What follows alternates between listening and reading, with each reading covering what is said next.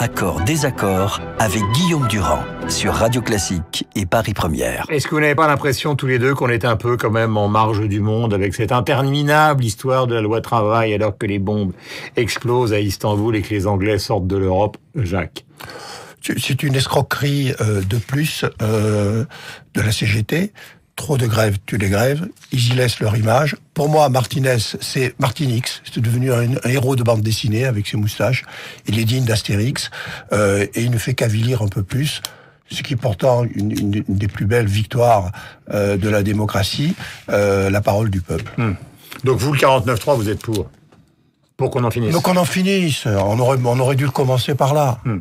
Alain, est-ce que vous avez le sentiment Est-ce que vous avez le même sentiment? Je vois mal comment ils peuvent échapper au 49.3, parce que dans tous les cas, à moins qu'il y ait des reculs significatifs sur ce fameux article 2, mais ce serait quand même très surprenant. Donc, il n'y en a pas question. Non, parce que comme il y a des réunions aujourd'hui autour de Manuel Valls... Et Myriam El Khomri, qu'on lit dans le Parisien, chez notre confrère du Parisien, que finalement François Hollande aimerait bien, pour profiter de l'euro, avoir un petit espace de respiration. Ouais. Ils l'auront en bouclant l'affaire le plus rapidement possible. Je vois pas d'autres solutions. Moi, le sujet qui m'intéresse, c'est de savoir si la droite va continuer à dire que ce texte est nul et non avenu, qu'il n'y a rien dedans, et que parce que la droite a un discours paradoxal. On en a déjà parlé. Elle dit d'un côté ce texte est nul, et de l'autre côté, elle espère bien qu'il sera voté. Elle espère bien qu'il sera voté, évidemment. Oui, évidemment. Parce que quand même, fondamentalement, ça va dans le sens, même si c'est infiniment moins que ce que proposent et Juppé, et Fillon et Sarkozy, ça va quand même dans le sens de les négociations dans les entreprises, et pas simplement de passer par les branches, et donc de pouvoir se passer dans les entreprises des syndicats. Mais je reviens à la question de départ, c'est qu'on a l'impression qu'il y a une sorte de décalage entre ce qui se passe dans le monde, en Europe, même si la Turquie est à la marge de l'Europe, et ce qui nous arrive en France, quoi. Parce que vous voyagez beaucoup pour Havas, donc vous vous rendez compte quand même de ce décalage. Oui, c'est le délitement de la France, un délitement politique. C'est surtout, pour la première fois, l'ensemble du monde qui finalement bavait d'admiration devant nous, finissent par ne plus comprendre pourquoi on ne représente pas plus les vraies valeurs françaises. Mais d'ailleurs, il y a une très bonne chose dans ce drame du Brexit, c'est que on va en revenir à la notion d'un certain nationalisme de qualité, c'est-à-dire d'un certain patriotisme. Ça s'appelle le patriotisme de nationalité. Oui, mais on peut plus dire le mot patriote parce qu'il a été récupéré par le Front National, mais d'un beau patriotisme avec un grand P. Et finalement, je crois que cette campagne ne se fera pas. Vous dites ça pour les Anglais ou pour Je dis ça pour tout le monde, pour tous les pays d'Europe, parce que l'Europe des peuples, c'est la fin de l'Europe des eurocrates. Donc c'est le début de l'Europe du peuple. L'Europe des peuples, ce sera fatalement l'Europe des nations. Ouais. Ça peut pas être autre chose que l'Europe des nations. Reste à savoir comment on met tout ça ensemble, parce que finalement, ce Brexit, c'est le plus grand événement depuis le mur de Berlin. C'est la plus grande escroquerie politique de tous les temps. Quand on pense que un mec, Cameron, pour sauver sa place, hypothèque son pays et prend la France en otage, et que Boris Johnson dans l'autre sens, ça fait exactement la même chose. Exactement la même chose. Donc deux mecs pour leur combat d'ego, mais on n'a pas. C'est la recherche du pouvoir. On n'a pas le droit de foutre par terre l'Europe qui a 60 ans, qui est finalement le dernier chantier du XXIe siècle pour des ambitions politiques. Mais après, c'est un cafouillage de communication monstrueux. Je vous soumets quand même les propos de Michel Rocard, et après on en reviendra justement à la position de la droite sur toutes ces questions-là, parce que cela aussi c'est quand même assez compliqué. Michel Rocard dit depuis des années et des années, de toute façon, comme ils veulent à chaque fois avoir un statut particulier, il vaut mieux qu'ils quittent l'Europe, on avancera plus vite. Donc pour Rocard, historiquement, ce qu'on vit comme un problème aujourd'hui est en fait la solution. Oui, ça a été dit d'ailleurs. Enfin, faut se souvenir, pendant la campagne, il se trouvait plusieurs personnes, politiques ou commentateurs, pour dire que, au fond, le Brexit pouvait être une chance. Moi, je suis pas sûr que la leçon qu'il faille en tirer, c'est que ça renforce les États-nations d'une certaine manière. C'est très spectaculaire, parce que ces images ahurissantes des Anglais des Anglais d'origine irlandaise qui se précipitent pour avoir un passeport irlandais, c'est-à-dire un passeport européen, ça a quand même de la gueule. Enfin, c'est très impressionnant. Et d'une certaine manière, le paradoxe, c'est que, certes, il y a... Le problème est chez eux. On voit bien aujourd'hui que c'est moins un problème pour l'Europe, même s'il va falloir affiner les discours, qu'un problème justement pour le Royaume-Uni et la Grande-Bretagne. Non, mais ce que j'essaie de dire, c'est qu'on ne peut pas exclure que ça donne du sens à l'Europe, cette affaire. Oui, mais en même temps, les Irlandais, ils veulent se détacher de l'Angleterre. Donc c'est une forme de nationalisme. Alors moi, je pense que quand je dis, c'est pas le mot nationalisme n'est pas le bon. Il y a fierté d'être de son pays, mais fierté d'être aussi une double citoyenneté. D'abord la citoyenneté française et le respect de la nation, et après une citoyenneté. Mais donc Rocard avait raison. Rocard a peut-être raison sur cette affaire-là. Mais oui, le Rocard a raison. Il a toujours eu raison.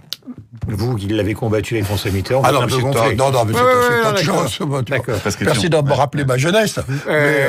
Alain Auffray, il a quand même nommé Premier ministre. Oui. Et ça a été un bon Alain Auffray, question. Sur justement ce dossier, quelles sont les différentes positions à droite? Parce que c'est pas très clair exactement. Il y a globalement quand même un consensus, d'ailleurs français, j'ai envie de dire, sur la question de la subsidiarité, les frontières, l'identité, etc. C'était dans le discours de Valls hier, et c'est quelque chose qui est partagé par tout le monde à droite. Ça a d'ailleurs été voté à l'unanimité à l'initiative de Sarkozy au bureau politique. Après, il y a des... Il y a l'affaire du référendum. Oui, mais c'est ça le clivage. En effet. Mais ils cherchent plus à marquer leurs différences. Alors expliquez-nous leurs différences, justement, qu'on y comprenne quelque chose. Le référendum, on a fait un mauvais procès, très franchement, on a fait un mauvais procès à Bruno Le Maire. Il est le premier à avoir évoqué la question du référendum dans un discours qu'il a prononcé à Berlin le 9 mai, et il a jamais dit qu'il fallait faire un référendum à la britannique, à la Cameron. Son référendum, c'est on se réunit à 6. Les 6 fondateurs, ça c'est quelque chose qui est très partagé aussi. Juppé est pas loin de ça, Nicolas Sarkozy non plus. On se réunit à 6, on invente... C'est la vieille thèse de Valéry Giscard d'Estaing. Quand je dis vieille, c'est désagréable pour lui, mais enfin, il a toujours dit ça dans un livre qu'il a sorti il y a à peu près 2 ans. On invente un nouveau traité, ou en tout cas on modernise les traités actuels, et après, à la fin de ce processus, le cas échéant, on soumet ça à un référendum. Et s'il y a débat polémique autour du référendum, c'est que quand Le Maire a lâché cette proposition, ça a été interprété comme à tort, franchement, je crois, une tentative de se rapprocher en fait de la stratégie Le Pen, et donc Fillon, Juppé surtout, ont crié à la démagogie. D'où ce clivage qui s'est installé. Mais si on regarde le fond de ce qu'ils disent les uns et les autres, il n'est pas si réel que ça. Est-ce que vous êtes pour un référendum, Jacques? J'ai lu ce matin dans le Figaro que 45% des Français étaient pour le référendum et 45% ne voulaient pas du Frexit. Oui, je suis pour un référendum, mais le référendum après que l'on ait eu un projet. C'est quoi l'Europe? C'est d'abord une armée, et donc il faut rétablir les frontières. Il faut virer après le Brexit, il faut le Turkexit, il faut virer la Turquie. Après, c'est une monnaie. Et la bonne idée partagée par tout le monde, c'est un fonds monétaire européen, c'est-à-dire l'FMI exit, en étant plein l'exit de tous les côtés. Après, il faut un projet. Et c'est comme ça que ça va marcher. Mais c'est le projet d'abord, c'est la renégociation. Et c'est le référendum sur le projet, pas le référendum sur la sortie. Et c'est pas un référendum pour rentrer au sein de l'Europe, c'est un référendum pour quelle Europe on choisit. Enfin, vous êtes suffisamment malins tous les deux pour savoir que tous les référendums, c'est une banalité que je vais asséner, mais tout le monde sait très bien que personne ne répond à la question qui est posée dans aucun des référendums. Oui, mais là, De Gaulle, c'était la participation, hop, il est sorti. Non, mais là, ce sera différent parce que tout le monde. Ce serait différent. Tout le monde, même les Anglais, ont envie de garder l'Europe. Donc je me fais pas trop de soucis là-dessus. Non, je crois qu'en France, la grande différence, c'est dans la rapidité d'action. D'ailleurs, on voit très bien entre Sarko et Juppé, il y en a maintenant plus que 2, tous les autres n'ont plus aucune chance. Donc que la lutte se joue là. Il y a celui qui veut Schengen 2 demain matin, c'est celui qui aurait déjà pris l'avion le jour même du Brexit et serait allé négocier avec Merkel. Quand je vois que le jour du Brexit, il l'a vu, Merkel. Quand l'Europe s'effondre, Johnson joue au cricket et le président de la République va au match de foot. Mais enfin, les enfants... Peut-être que vous l'auriez conseillé d'aller au match de foot. Non, je lui aurais conseillé d'aller prendre la main de Merkel et dès le soir même... Il y était hier. Le lundi matin... Il a attendu 3 jours. Mais aujourd'hui, on est à une politique à tenter. Il faut réagir dans l'instant. Enfin, on est quand même à l'heure du digital et du clic, les enfants. Il faut se réveiller. Parce que c'est finalement un déni politique hallucinant. Et comment c'est possible d'admettre qu'il n'y avait aucun plan B? un déni complètement du Brexit. Il n'y a pas un politique au monde, et chez les Anglais d'abord, qui ont prévu la suite. Mais parce que Jacques, personne ne pensait que le Brexit mais comment mais enfin, gouverner, c'est prévoir. Gouverner, c'est prévoir. Ils sont indignes de gouverner. Mais personne ne l'avait prévu, puisque les sondages donnaient tous, finalement... Mais les sondages se trompent tout le temps, enfin... En Grande-Bretagne, oui, c'est vrai, mais pas tellement en France. Moins souvent en France qu'en Grande-Bretagne. Oui, mais enfin, ils se trompent aussi quand même. Hein. Il y a une certaine parenté entre ce que dit Jacques et ce que, c'est sans doute pas un hasard, et ce que fait Nicolas Sarkozy en ce moment, puisque il s'est fait fort, lui, de boucler un nouveau traité avant la fin de l'année. Ce qui est quand même une ambition assez folle d'après tout. Mais au moins ça donne le mouvement. Oui, mais enfin, ça a été qualifié d'irresponsable, je crois, ou irréaliste par ses concurrents. Je suis pas sûr d'ailleurs que cette proposition, il l'ait reformulée hier à l'occasion de la réunion du PPE où il était avant le sommet de Bruxelles. Je voudrais qu'on écoute dans le zapping de ce matin Jean-Christophe Lagarde, président de l'UDI, donc des centristes. Il était sur France Info, il revient sur la tragédie d'hier soir, 9h30, 36 morts, 147 blessés. C'est l'attentat d'Istanbul. L'attitude de la Turquie depuis le début de la crise en Syrie et en Irak a été tellement ambiguë. Les trafics d'essence qui sont passés par sa frontière, les trafics d'armes. Et je pense que le gouvernement Erdogan a une lourde responsabilité dans l'aggravation de la crise. Et on écoute maintenant Marine Le Pen qui parle donc chez nos confrères de LCI du Brexit.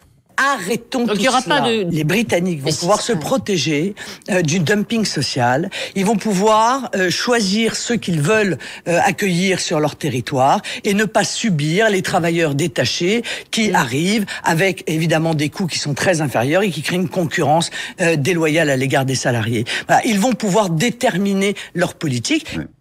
Voilà donc les deux réactions de la matinée. Vous disiez sur Marine Le Pen ?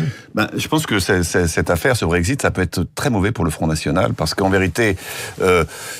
Parce la Grande-Bretagne. Au départ, vous savez que Louis Alliot, le numéro 3 du Front National, disait au fond ce qu'on réclame, parce qu'il y avait une sorte d'évolution du programme du Front National, hein, au fur et à mesure que les jours se rapprochaient de ce vote. Au fond, ce qu'on réclame du Front National, c'est exactement ce que les Anglais vont faire, et donc exactement ce qui s'est passé. D'accord. Oui, mais la Grande-Bretagne risque d'être plongée dans les semaines qui viennent, dans les mois qui viennent, dans de grandes difficultés. Ouais. Or, elle est même pas dans l'euro. Et donc, expliquez maintenant aux Français, on va faire la même chose, alors qu'on est dans l'euro.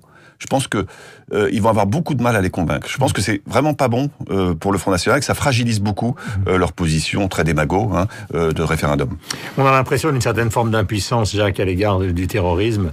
Alors, on a remporté une bataille fantastique à Fallujah, puisque Daesh a été est sorti de la ville. Hein, ça a été repris par les forces armées irakiennes, et là, on continue. Alors, ça n'a pas été revendiqué à vivre sur le terrorisme, dans les aéroports. Ça a été Bruxelles, maintenant c'est Istanbul. C'est quand même paniquant. On est avant les vacances. Vous qui êtes le plus grand voyageur d'entre nous, parce que vous n'arrêtez pas de visiter les agences d'Avas dans le monde entier, est-ce que vous avez quand même le sentiment de l'inquiétude qui règne dans les aéroports ? Oui, bien sûr, mais c'est une erreur. Moi, j'ai mis un pullover rose aujourd'hui parce que l'Europe est morte, vive l'Europe. Il faut y croire, il faut se battre, il faut refuser de tomber dans les peurs. C'est les peurs qui nous paralysent. Oui, bien sûr, il y a des accidents. Oui, il faut éviter un accident, mais chaque fois qu'on traverse un passage piéton, on peut se renverser par une voiture. Donc, il faut c'est un attentat. Oui, mais enfin, on peut pas dire que il n'y ait pas eu enfin un réflexe mondial pour lutter contre Daesh et commencer l'extermination de Daesh. Donc, je crois que de ce côté-là, il faut reprendre confiance. Donc, vous croyez à la force vitale, à notre force vitale. Les gens vont partir en vacances, prendre les trains, les avions et dans les cars, etc. Parce que ce qui est visé dans cette affaire-là, en dehors du fait qu'il y a l'aspect turc qui est important dans la crise qu'on vit, évidemment, c'est le tourisme.